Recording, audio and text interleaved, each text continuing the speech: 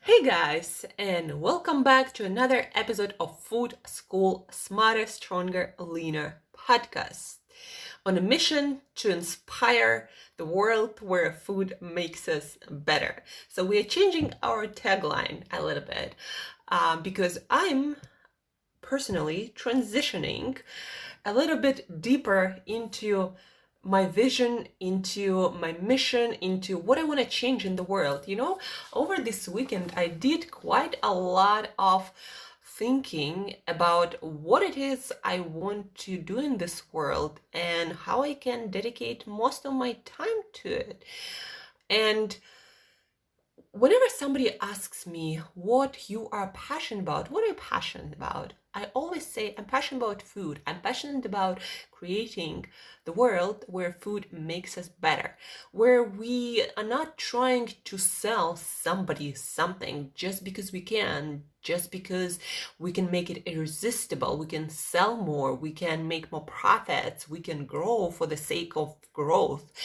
I'd like to see the world where we sell food first and foremost to nourish other people and to save and sustain our planet for future generations. I want to see the world where we sell food because we know that this particular food will deliver some nourishment that will make us better on some level. So that's the kind of world I want to live in, and I want to be a part of building of this world. I want to inspire this world where food makes us better, where we have ethical food system. Basically a food system that doesn't care about profits first and foremost. I want to see the world with ethical food system that cares about us, that cares about our planet and is conscious, and where anyone who goes into food business, they do care about health, they do care about nourishment, they do care about the effect that they have on the society and on our planet. Again, for now, our food system, as a lot of our businesses, they're interested in growth and profits for the sake of growing and profiting.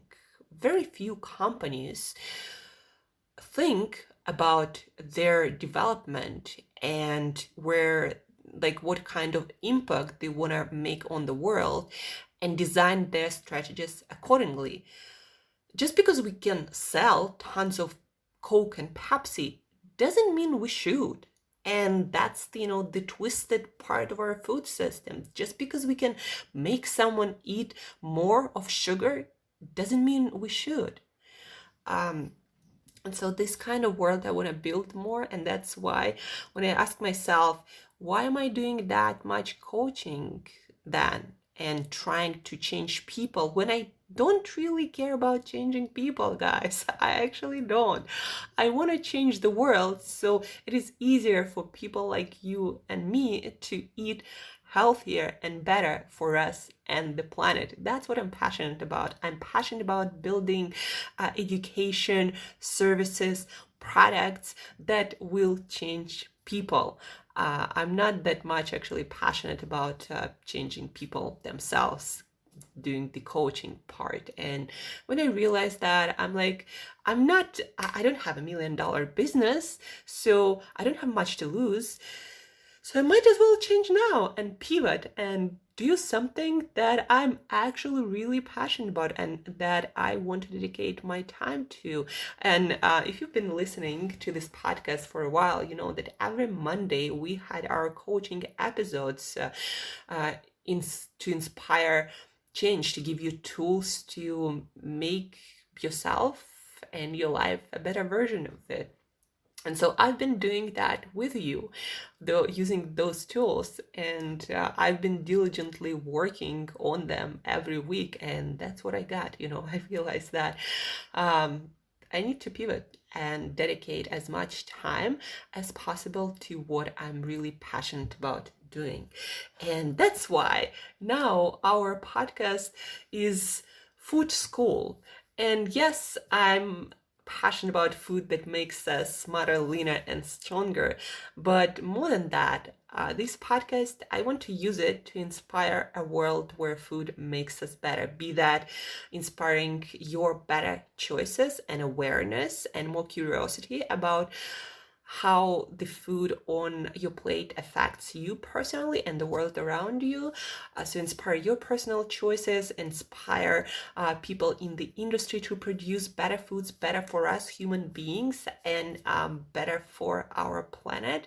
And I also want to give you tools, of course, and more details, more education about the food that is on our plate and what we can do personally to improve that situation. And again, make better choices to shape our food system faster and better.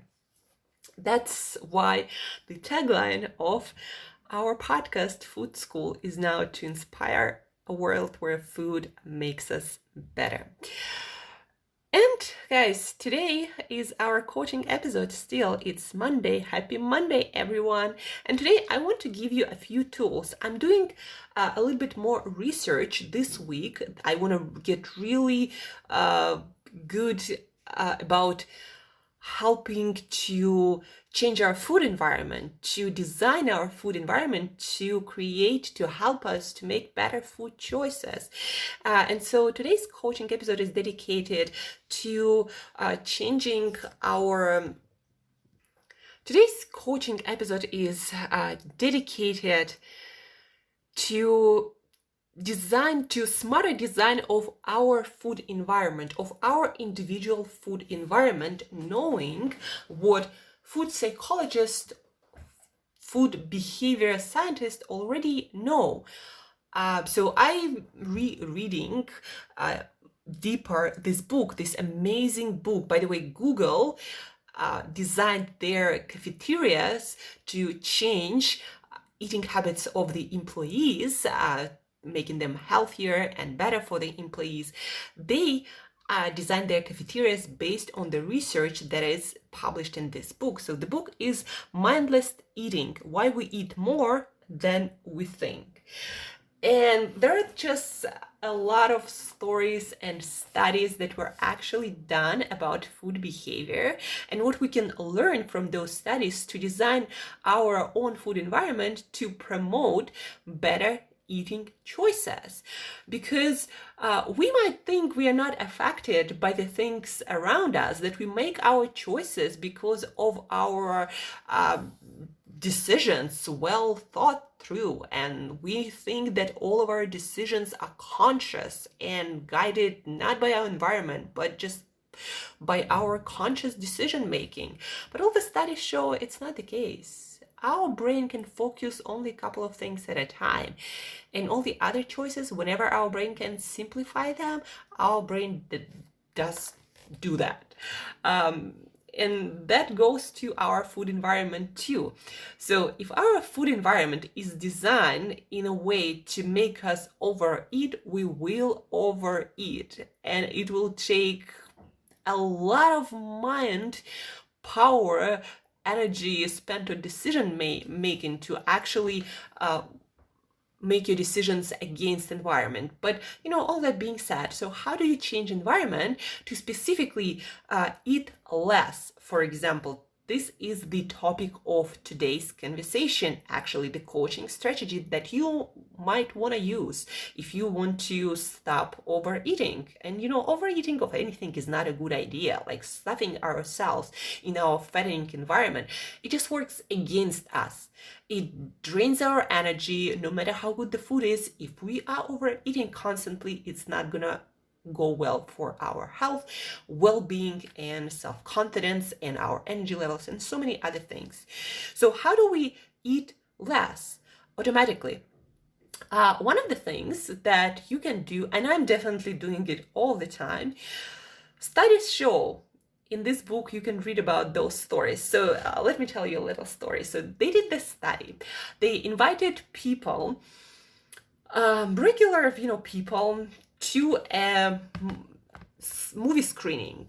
They invited them, okay, we need you to see this movie and give us feedback so we can do some study blah, blah, blah, something related to movies. That's the story they were telling people. So they invited a bunch of random people.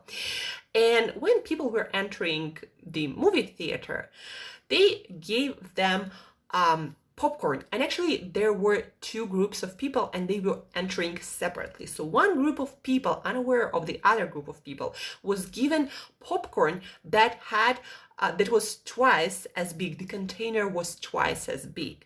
And the other group of people were given the popcorn that was in a package that was twice as small. So one was twice as big and one was much smaller. And the purpose of the study was to figure out where would people eat more? Would people eat the same amount of popcorn? Because that was, randomized studies. People were random. Some ate lunch, some didn't eat, some, were skinny, some were fatter, some were younger, some were older. And so on average, they did this study several times. People ate 53% more by volume of popcorn from the container that was twice as big. So people ate 53% more. But when researchers asked them, do you think the amount of popcorn you ate was affected by the size of the container? People said, no, I would eat the same no matter what container. But that's not the case. And that's the tricky part. We think we are so smart, but we actually aren't. And our brain is not that smart as we think it is. And so how am I using this in my life? So I love chocolate, specifically dark chocolate. I learned to love my dark chocolate. So there is this Lindt bar, 99% Lindt bar. And because real chocolate, the actual cocoa beans, they're quite expensive. The more you put them in a chocolate, the more expensive it is for the producer because sugar is much, much cheaper. So that 99% Lindt bar that you can find in some stores or order online because it's not that popular. And so what they did, they made the bar by volume, not by volume, but by square millimeters, by size. It looks exactly as the bigger one, 100 grams or 3.2, I believe, ounces, the regular chocolate bar. So they made it look like it was the same as the regular bar, but they made it really, really thin. So the other regular bar, like maybe 75% or 80%, those are actually about 100 grams. Sometimes it is less, maybe, I'm not sure, but I know that their regular bars are about 100 grams or 3-something ounces. And this 99% bar, it's 50% less. But my brain never allows me to eat that whole thing, even though eating 50 grams of chocolate, of dark chocolate, is not a big thing for me. But because the bar is made to look big, I never eat the whole thing. I eat only 25 grams, half of it. That from usual bar would be really tiny portion for me, and I would never eat 25 grams. But because this bar is made to look twice as big, I can eat only half. And so another lesson from this book, it's not just the package, it's also the volume. So our brain, we don't eat by calories, by numbers. No, we eat by packages and by volume.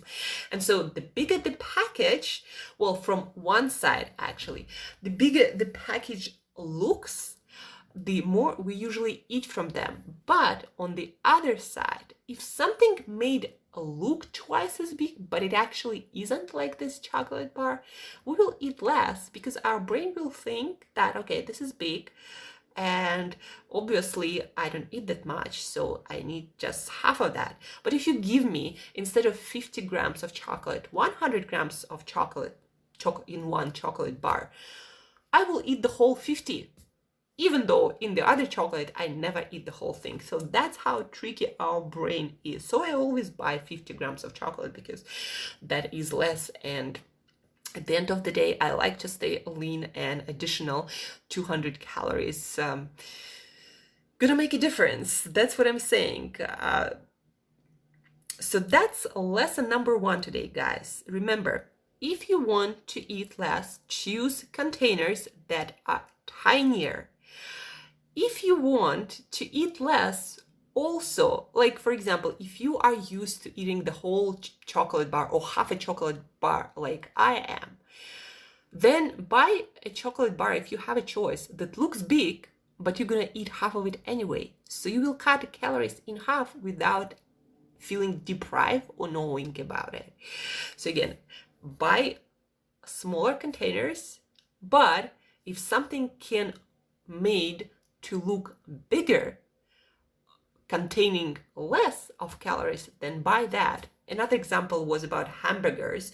So there was one hamburger, two kind of hamburgers, and they looked exactly the same by volume, but one had more bread, more meat, more cheese, and obviously more calories and more fat and more carbs, more of everything.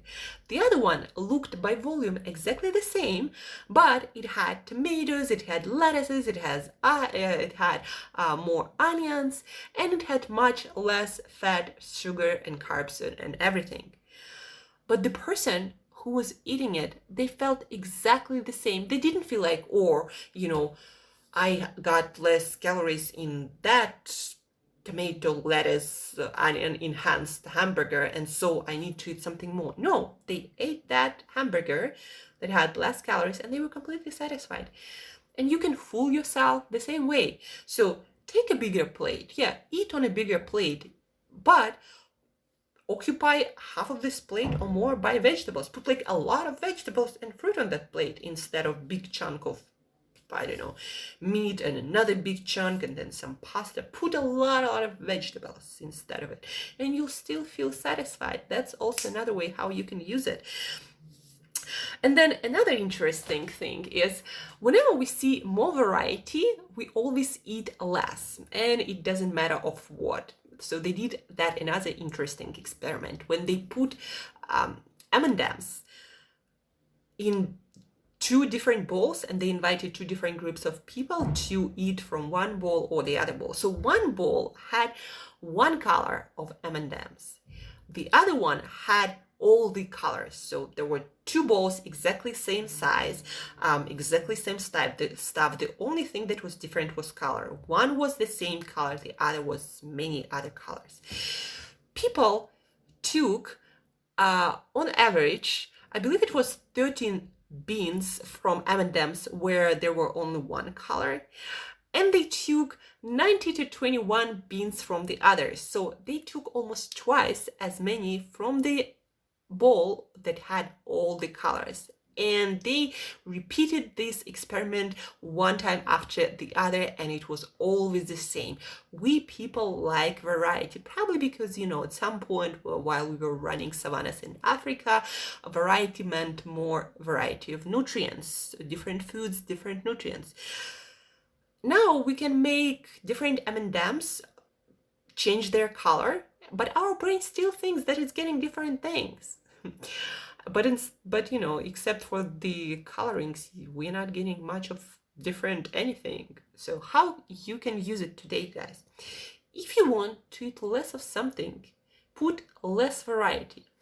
So if you want to eat less, let's say, of, even if it's like potato or even if it's pasta, just put just potato on your plate. Believe me, guys, soon you'll be really satisfied, because there is such thing as satiety with one taste, with one eating experience, or senses specific satiety, meaning that if we eat the same food, if we indulge ourselves in the same kind of stimulation to our taste buds, to our sight, all these senses that we engage, we're gonna be full much faster than if we would put a little bit of potato, a little bit of avocado, a little bit of meat, a little bit of fish, a little bit of chicken, a little bit of some dessert, a little bit of this and that. So if you eat just one thing, you will feel satisfied and full and no longer hungry much faster. That's why, guys, mono diets work. Not because there are some magical foods that your body cannot turn into fat. No, but because if you eat the same thing every single day and you allow yourself to eat just this one thing, you'll be eating less soon. Like, imagine yourself eating just potatoes or just pasta every single meal for the next week. Believe me, guys, without any sauce, without anything, soon, no matter how much you love pasta, you say, soon you'll be eating less and less of it. And on day 7, you might say things like, I'm so sick of this pasta, I'm never eating that again. So that's why mono dieting works. So more variety makes us eat more. So maybe you will start putting more vegetables, more fruit, more things that you want to eat more. Add variety. Things, the same for your kids, by the way. If you want your kids to eat more vegetables, just make them fun. Different colors, different stuff, make them fun and interesting. So more variety for things you want to eat more of, less variety for things you don't want to eat more. And if you want to eat less in general, just make your meals not so much fun and not so much variety in general. So just one vegetable, just one piece of meat for one day. And believe me, guys, you're not going to be looking forward to every meal and snacking all the time and eating it. So less variety to eat less, more variety to eat more. And don't forget that the bigger the package of the food, like cashew nuts or almonds, you're gonna eat more of that. Probably 30 to 50% more, to be exact. But then also, if you make things look bigger that are actually smaller, like hamburger with more vegetables in it, or like my Lindt chocolate that looks like 100 grams, but in actuality it's only 50 grams, that works for you to eat less, because again, we eat by volume, we don't eat by calories, and it works magic. So these are a couple of strategies that you can start using to change your eating behavior without even thinking about it, and that's the beauty of it, guys.